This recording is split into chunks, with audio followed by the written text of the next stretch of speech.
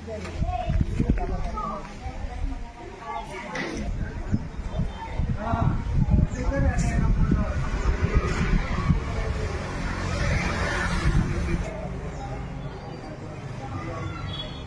ಗ್ರಾಮ ಪಂಚಾಯತಿ ಗಂಡಿಕೆರೆ ಗ್ರಾಮ ಸರ್ಕಾರಿ ಹಿರಿಯ ಪ್ರಾಥಮಿಕ ಶಾಲೆ ನಮ್ಮ ಬಳಗದ ಸದಸ್ಯರಾದಂತ ಗಂಡಿಕೆರೆ ಬಸವಣ್ಣವರು ಕಳೆದ ಸಭೆಯಲ್ಲಿ ಈ ಶಾಲೆಯ ಕಾಂಪೌಂಡ್ ವಿಷಯವಾಗಿ ಪ್ರಸ್ತಾಪ ಮಾಡಿದ್ರು. ನಮ್ಮ ಗ್ರಾಮದ ಸರ್ಕಾರಿ ಹಿರಿಯ ಪ್ರಾಥಮಿಕ ಪಾಠಶಾಲೆಯ ಮುಂಭಾಗ ಇರ್ತಕ್ಕಂಥ ಕಾಂಪೌಂಡ್ ಅಭಿವೃದ್ಧಿ ಹೆಸರಿನಲ್ಲಿ ಹೊಡೆದಾಕಿ ಸುಮಾರು 1.5-2 ವರ್ಷ ಆಗಿದೆ. ಸಂಬಂಧಪಟ್ಟಂತೆ ಎಲ್ಲ ಅಧಿಕಾರಿಗಳಿಗೂ ಜನಪ್ರತಿನಿಧಿಗಳಿಗೂ ಮನವಿ ಮಾಡಿದ್ದೇವೆ. ಯಾರು ಸಹ ಇತ್ತ ತಿರುಗಿ ನೋಡ್ತಾ ಇಲ್ಲ. ಮಕ್ಕಳಿಗೆ ತುಂಬಾ ರೋಡು ಮೈಸೂರು ಸುತ್ತೂರು ಮೇನ್ ಮುಖ್ಯ ರಸ್ತೆ ಆಗಿರೋದ್ರಿಂದ ಅಪಘಾತಗಳು ಸಂಭವಿಸಬಹುದು. ಹಾಗೂ ಗೂಳಿಗಳ ತರ ಓಡಾಡ್ತಾರಲ್ಲ ಯುವಕರು ಎಲ್ಲ ಟೈಲೆಟ್ ರೂಮ್ಗಳೆಲ್ಲ ಹಾಳು ಮಾಡ್ತಾರೆ.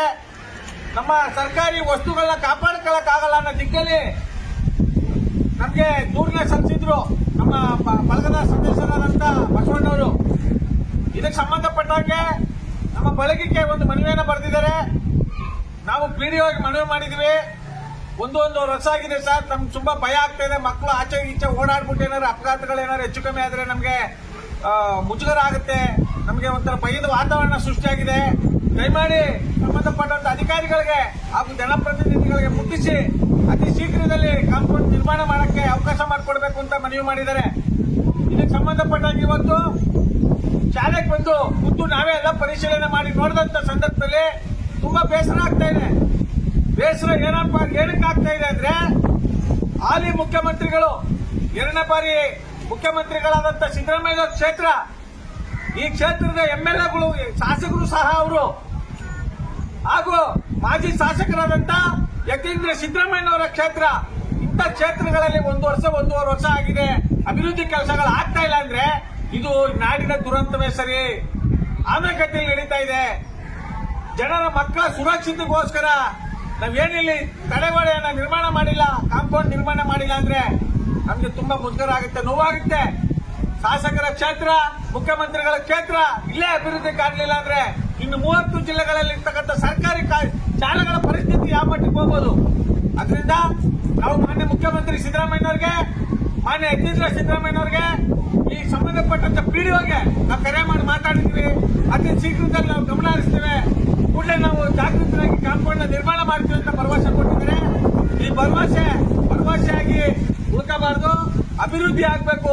ಈ 2-3 ತಿಂಗಳಲ್ಲಿ ಈ ಕಾಂಪೌಂಡ್ ಕೆಲಸ ನಿರ್ಮಾಣ ಮಾಡಿ ಇವರನ್ನ ಆಗುವ ಅನಾಹುತಗಳಿಂದ ತಪ್ಪಿಸಬೇಕು.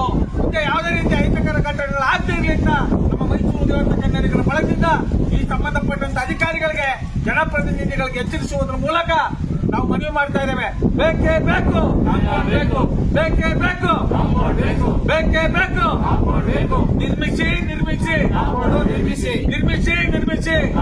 ನಿರ್ಮಿಸಿ ಮಕ್ಕಳ ಸುರಕ್ಷತೆ ಸರ್ಕಾರದ್ದು.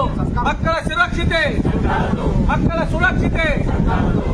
ಸುರಕ್ಷತೆ ಬೇಕೇ ಬೇಕು. ನಾವು ಮೈಸೂರು ದೇವರ ಕನ್ನಡಿಗರ ಬಳಗದಿಂದ ಪಂಚಪಾಂಡವರು ಬಂದಾಗ 5 ಜನ ಬಂದಿದ್ದೇವೆ. ಇದು ಮನವಿ ಮಾಡಕ್ ಬಂದಿದ್ದೇವೆ, ಎಚ್ಚರಿಕೆ ಕೊಡಕ್ ಬಂದಿದ್ದೇವೆ. ಇನ್ನು 7-3 ತಿಂಗಳಲ್ಲಿ ಕಾಂಪೌಂಡ್ ನಿರ್ಮಾಣ ಮಾಡಲಿಲ್ಲ ಅಂದ್ರೆ ಇಡೀ ರಾಜ್ಯ ವ್ಯಾಪ್ತಿ ಮೈಸೂರು ಜಿಲ್ಲೆಯಲ್ಲಿ ನಮ್ಮ ಕಾರ್ಯಕರ್ತರು ಕರೆ ಕೊಟ್ಟು ಉಗ್ರವಾಗಿ ಹೋರಾಟ ಮಾಡಬೇಕಾಗುತ್ತೆ. ನಮ್ಮ ಹೋರಾಟಕ್ಕೆ ನೀವು ಅನುವು ಮಾಡಿಕೊಡ್ಬೇಡಿ, ನಮ್ಮ ಹೋರಾಟವನ್ನು ಕಡೆಗಣಿಸದೆ ಬಹಳ ಗಂಭೀರದಿಂದ ಪರಿಗಣಿಸಬೇಕು ಅಂತ ಹೇಳ್ತಾ ನಾನು ಮಾತನಾಡಿ ಸಮರ್ಪಿಸ್ತಾ ಇದ್ದೀನಿ. ಜೈ ಕನ್ನಡಾಂಬೆಗೆ, ಜೈ ಕನ್ನಡ ಮಾತೆಗೆ, ಜಗನ್ಮಾತೆ ಚಾಮುಂಡೇಶ್ವರಿಗೆ, ನಾಲ್ವಡಿ ಕೃಷ್ಣರಾಜ ಒಡೆಯರಿಗೆ.